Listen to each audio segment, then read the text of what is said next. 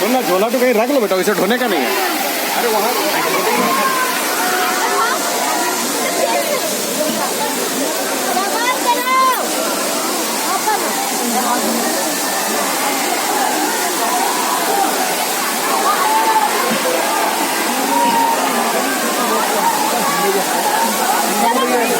Mileage कम है।